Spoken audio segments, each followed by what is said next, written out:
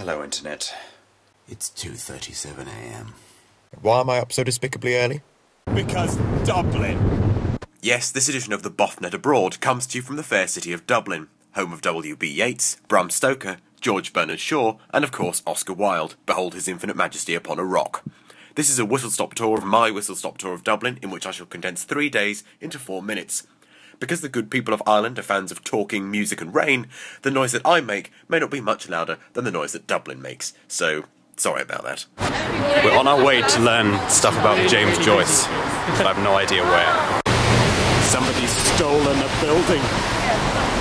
I'm dubbing over this little scene for the sake of your ears. While you watch me enjoying a candlelit cup of tea, let me tell you about James Joyce. James Joyce was born in Dublin in 1882. His novel A Portrait of the Artist as a Young Man was serialised in 1814, and as a Kunstroman, which, if you know Bildungsroman, it's like that, but with artists. His great novel Ulysses was published in 1922, but by that time, he and his wife Nora Barnacle, no, I'm not joking, she was really called that, were in Zurich in a self-imposed exile. The only time he ever returned to Dublin was to engage in a battle over the publication of his collection of short stories Dubliners, and after that, he never came closer to Dublin than London. He spent most of the rest of his life in Paris, but he moved back to Zurich during the Nazi occupation of France during the war, and stayed there until his death in 1941.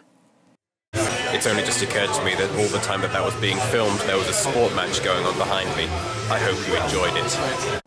Also in the bar where that was filmed, there was a bicycle on the ceiling. I'm currently in the crypt of Christ Church Cathedral, which is the oldest cathedral in Dublin, where in addition to a Bible from 1611, a tabernacle and some stocks, there is also hot chocolate and Pringles. Don't you just love tourism?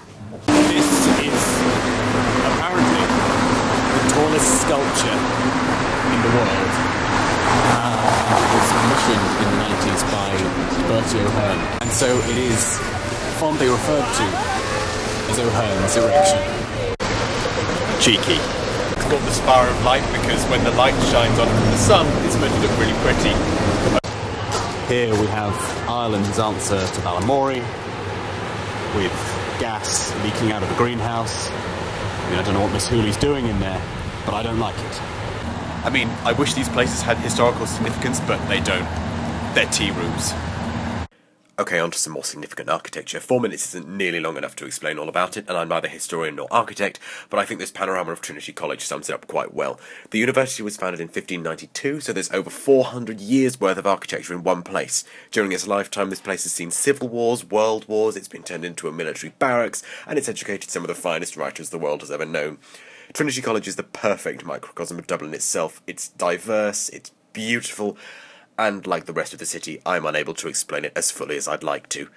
James Joyce wrote, "I always write about Dublin, because if I can get to the heart of Dublin, I can get to the heart of all the cities of the world." And I think he was right. In Dublin, there's such an amalgamation of culture and history, and no film can do justice to it. The whole city oozes literature and history and religion in a way that no other city that I've ever been to has done. The only trouble was that there were too many places where we weren't allowed to film. You'll just have to believe the immutable word of the BoffNet when I say that Dublin is quite simply one of the best cities in the world.